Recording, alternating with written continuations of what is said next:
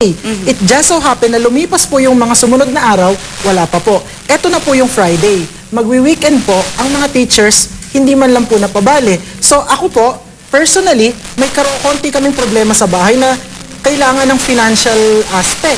Okay.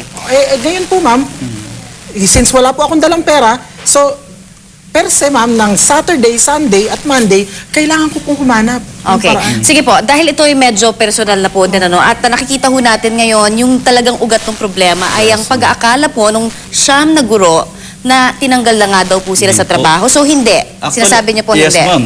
As per the contract po, dapat po, nung Monday na yon, kakausapin ko sila. Lahat sila, yung bali siyam na pong yun.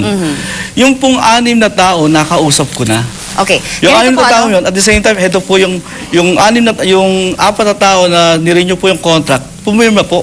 Okay, sir. And after that, yung pong dapat sila magantay, hindi po sila nagantay. Napaka-simple lang ho kasi, no? Yes, Nakita yes, ho ma'am. natin Yes, ma'am. ngayon na I think ito pwedeng pag-usapan ninyo, no?